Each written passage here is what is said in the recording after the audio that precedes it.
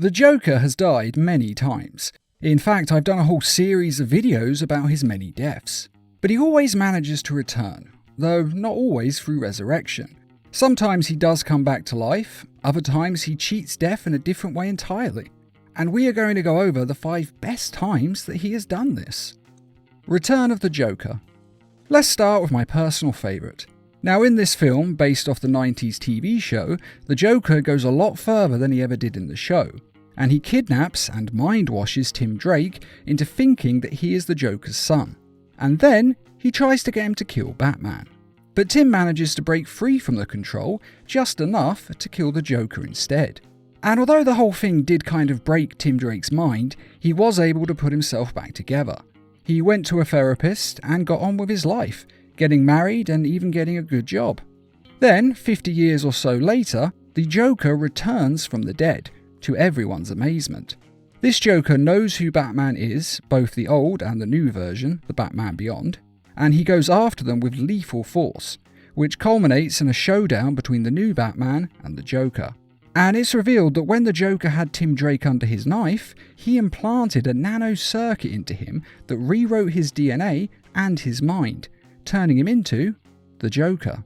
Now, technically it's not the real Joker, just a copy. All his memories are digital at the end of the day. But then, as I said, this video isn't necessarily about resurrections. So the Joker still managed to live on and get revenge from beyond the grave. Of course, in the classic James Bond villain cliché, him revealing his whole plan is what leads to his downfall, as the new Batman now knows his weakness, and he fries his nanocircuit with the Joker's own electric joy buzzer, releasing Tim Drake from Joker's control and returning him to normal, although with yet even more severe psychological scars, I'm sure. Vampire Joker. Now in this film, Dracula and Batman face off over the fate of Gotham, but as always, the Joker is a part of the story. Now Joker and Batman have a fight which ends with the Joker falling off of a bridge, and Batman believes that he dies. Of course, he manages to survive the fall, and afterwards he heads to a graveyard, which may seem like an odd choice, but he's there for some buried treasure that he and Penguin heard about when they were in Arkham Asylum. Which is a little crazy in itself. After all, Arkham Asylum is for the mentally ill, and if one of them's telling you about secret buried treasure, well, it's probably not going to end up being real. But anyway, Penguin and the Joker fight because Penguin has already identified the coffin and he's trying to keep the Joker away from it. But naturally, the Joker gets to the coffin, only to find out that Dracula is inside, and he drains Joker dry, killing him. Of course, as we all know, when Dracula drains your blood, you don't stay dead for long, and Joker comes back as a thirsty vampire who immediately raids Gotham's biggest blood bank. He and Batman fight, and Batman wins, managing to capture the Joker for further study, as this condition is popping up around Gotham and he needs to stop it. And by studying him, he's able to produce a cure and save the people of Gotham from being unholy creatures of the night. And he uses it to revert Dracula's army to human. Though it doesn't work on Dracula, and Batman is left with no choice but to kill him instead, using a solar device that Wayne Enterprises has developed. And of course he cures the Joker of his vampirism, so he once again manages to avoid being put 6 feet under the ground. Dionysium. In the Death of the Family storyline, the Joker manages to abduct the Bat family and convince them that he has cut off their faces. He even cuts off his own face to help sell it. Now, fortunately he was lying, but Batman is pissed off like never before, and he threatens to reveal the Joker's real identity to him, a prospect so scary that the Joker jumps off a cliff so he doesn't have to find out what his name is. Now bear in mind that the Joker revels in his insanity, and this began when his life fell apart and he wanted insanity instead of the harsh light of reality, and hearing his name might bring back all those memories that he's blacked out. And a man like that would definitely prefer death to the torture of memory. And so the Joker dies. He did jump off a cliff after all. But luckily for him, he manages to float into the deep tunnels of Gotham City and into a pool of Dionysium. Now, this is a sort of Lazarus pit, only better. It not only brings you back from the dead, but it continues to regenerate you from then on.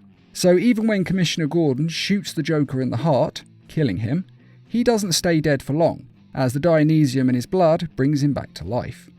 Now, of course, Batman is able to synthesize a chemical to reverse this and stop the healing process, And the two have a bloody fight that results in both of them dying, being crushed to death in a cave-in.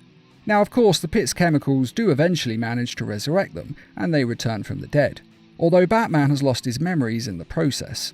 But the Joker comes back more or less the same, managing to cheat death at least 3 times in this story. It's just a shame that the pit was destroyed in the process. After all, a pit that can resurrect people and heal any illness, well, that would come in useful. The Demon Laughs. Now, this is a story of Ra's al Ghul abducting the Joker to use him in one of his plans. Plans which include killing 5 billion humans. All part of Ra's plan to save the planet via population control, as he believes there are just too many of us on this planet. Which may very well be true, to be fair, but genocide is not the answer. But anyway, Ra's al Ghul finds it difficult to control the Joker, unsurprisingly, but he does eventually manage to get him to cooperate. And he needs his help to wipe out 95% of the population and to deal with Batman. And the Joker is very much on board to kill 5 billion people. And he tells Ra's about a secret biolab with deadly weapons, which Ra's then steals and sets out to use.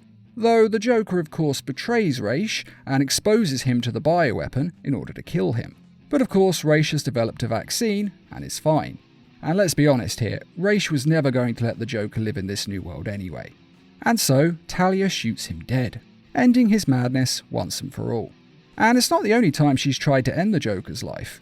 Not really because she cares about the havoc that the Joker creates. Not really. No, she does it to help Batman. And to be completely honest, I think she's just kind of jealous of the Joker, as she'd rather be the one in Batman's head instead of him.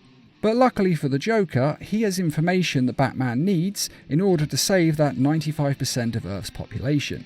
So Batman has no choice but to save him. And he does this by activating one of Ra's al Ghul's Lazarus pits. And though bringing the Joker back to life is completely insane, oddly enough, the Joker no longer is. The pit's restorative effects give Joker back his sanity, and he happily helps Batman to save all of these people's lives. But of course it's only temporary, as the pit's effects do wear off and the Joker returns to being the crazy clown prince of crime that we all know and love. Arkhamverse. Now we all know this story, as it is just a classic and the best series of superhero video games ever made. Next to the Spider-Man game series at least. The new ones are pretty good. Now, in Arkham Asylum, the Joker injects himself with a Titan formula and becomes a hulked out version of the Joker. Batman manages to subdue and cure him, but he is severely injured in the process. And not just on the outside. His blood turns poisonous and it rots him from the inside out. Now, the Joker's solution is to get Mr. Freeze to make a cure in the Arkham City video game. But when that goes sideways, he sends his blood out all over Gotham City to emergency rooms in order to infect innocent citizens with the same illness. And he infects Batman with his blood as well. This is all to make sure that Batman finds the cure for him, which of course he eventually does. But the Joker doesn't think that Batman will actually hand it over, not after everything he's done. But when Joker tries to steal it, he knocks the vial to the floor and his cure washes away. Now, in my opinion, he should have actually licked it up off the floor. I mean, the chemicals are still there at the end of the day. And I know it's undignified, but it's got to be better than death. But the Joker doesn't, and instead just chuckles to himself as he dies. Now, the Joker's body is cremated, and that should have been the end of it. But of course, it's not. His blood manages to end up in 5 different people, and somehow the blood mutates all of them into versions of the Joker. Now, you'd think this would secure his legacy, but 4 of them all end up killing each other. They are Jokers after all. And the 5th and final one is of course Batman, who is infected in Arkham City. Now, Joker does manage to get control of Batman's body several times in the game. Joker's kinda just there as a ghost and can occasionally take control of Bruce Wayne's body. But Batman does eventually manage to get control of the madness, and he locks the Joker away inside of his mind. Which may seem like a defeat, but really, this is the Joker's ultimate victory. All he ever wanted was to be in Batman's mind after all, and now he is in there forever.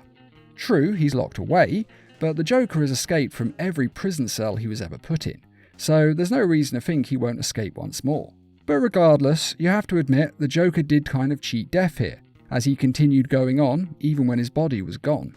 True, it's just in Batman's head, but again, that's where he wants to be. and that is 5 times that the Joker has cheated death. Now, they're far from the only times, of course, but they are my personal favourites and the ones that I would say are best. But let us know what you think of this list in the comments, along with any other times the Joker has cheated death that you think should have been included. And I'd just like to quickly remind everyone that we have some merchandise available on our store, and to say thanks to all of you who have donated to the Needle Mouse Productions page on Patreon. And as always, thanks for watching, and feel free to subscribe, share, like, and comment.